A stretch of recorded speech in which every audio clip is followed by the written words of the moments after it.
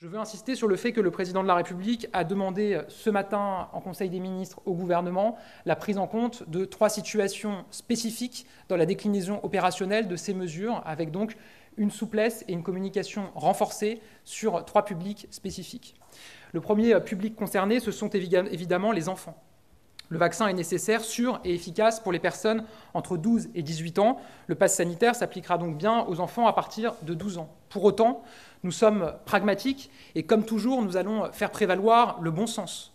Le nombre d'adolescents ayant reçu un schéma vaccinal complet est aujourd'hui faible et il est évidemment hors de question pour nous de leur imposer à eux et à leurs familles un été infernal en raison du pass sanitaire. C'est la raison pour laquelle le ministre de la Santé échangera aujourd'hui avec les autorités sanitaires, scientifiques, pour que nous puissions communiquer des règles de souplesse qui permettent de répondre à cette situation. Le deuxième public spécifique qui va être visé dans la mise en œuvre opérationnelle de ces mesures et du pass sanitaire, ce sont les salariés des établissements recevant du public où le pass sanitaire sera requis. Vous savez que le pass sanitaire, je le disais il y a un instant, sera exigé pour les clients, les usagers, dans un grand nombre de lieux. Il s'appliquera aussi aux salariés de ces lieux. Là aussi, un certain nombre d'entre eux n'ont pas encore leur schéma vaccinal complet. Et là aussi, nous allons chercher à faire preuve de souplesse dans la manière dont ce pass sanitaire s'appliquera pour ces salariés. Et le troisième public que je veux évoquer, c'est celui des Français de l'étranger, et notamment pour ceux